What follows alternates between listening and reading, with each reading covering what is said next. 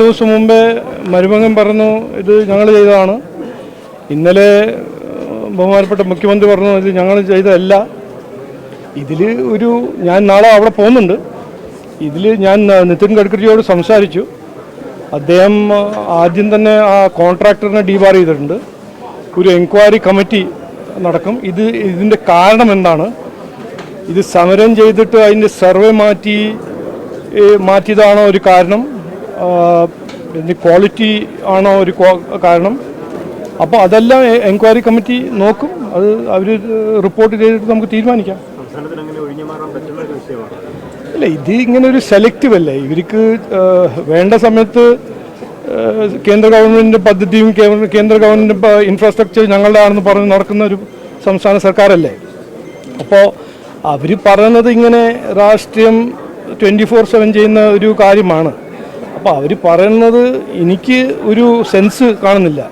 ഒരു ദിവസം അവർ പറഞ്ഞു ഹൈവേ ഞങ്ങൾ ചെയ്താണ്. കുഞ്ഞാലിക്കുട്ടി സാഹിബിനെ അസംബ്ലിയിൽ പറഞ്ഞില്ല, ആകെ ഇവിടെ നടന്നൊരു ഹൈവേ ആണ്. അതിൻ്റെയും ക്രെഡിറ്റ് മരുമകൻ എടുക്കാൻ നോക്കുന്നു. അത് ചെയ്തത് NHA ആണ്. അത് ചെയ്തത് നരേന്ദ്രമോദിജിയും നിതിൻ ഗഡ്കരിജിയാണ്. NHA ഇതിൻ്റെ ഒരു പൂർണ്ണ ഡീറ്റെയിൽ ആയിട്ട് ഇൻവെസ്റ്റിഗേഷൻ നടത്തും.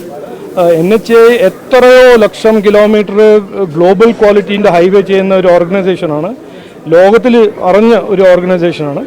അവർ ഇൻവെസ്റ്റിഗേറ്റ് ചെയ്യട്ടെ. അതിൻ്റെ എന്തായിരുന്നു കാരണം, അത് കൺസ്ട്രക്ഷൻ ക്വാളിറ്റി ആയിരുന്നോ, കോൺട്രാക്ടറിൻ്റെ തെറ്റായിരുന്നോ, അതിന് സർവേൻ്റെ ആയിരുന്നോ, DPRൻ്റെ ആയിരുന്നോ എന്ന് നമുക്ക് കണ്ടുപിടിക്കണം. പക്ഷേ ഇതിൽ സംസ്ഥാന സർക്കാർ ഇങ്ങനെ കൈവിട്ട് ഇങ്ങനെ പോകുമ്പോൾ ഞാൻ പറഞ്ഞത് ഇതൊരു ഓപ്പർച്യൂണിസ്റ്റിക് പൊളിറ്റിക്സാണ്. ഇവർ ചില ദിവസം അത് നമ്മളെ പ്രോജക്റ്റാണെന്ന് പറയും, മറ്റേ ദിവസം നമ്മുടെ പ്രോജക്റ്റ് എല്ലാന്നും പറയും. നാളെ വിഴിഞ്ഞുള്ള എന്തെങ്കിലും നടന്നാൽ അവർ പറഞ്ഞു വിഴിഞ്ഞ് ഞങ്ങളുടെ പ്രോജക്റ്റ് അല്ല, മറ്റേടത്ത് എന്തെങ്കിലും നടന്നാൽ അത് ഞങ്ങളുടെ പ്രോജക്റ്റ് അല്ല. അത് നടക്കുന്ന സമയത്ത് അത് ഞങ്ങളുടെ പ്രോജക്റ്റാണെന്ന് പറഞ്ഞ് നടക്കുന്ന ഒരു സംസ്ഥാന സർക്കാരാണെന്ന് ഞാൻ പറയാൻ ആഗ്രഹിക്കുന്നത്. പിന്നെ അതിലൊരു സംശയമില്ല. നിതിൻ ഗഡ്കരിജീൻ്റെ ഒപ്പം ഞാൻ സംസാരിച്ചു. ഞാൻ നാളെ അവിടെ പോകുന്നുണ്ട്, സൈറ്റിൽ വിസിറ്റ് ചെയ്യാൻ പോകുന്നുണ്ട്.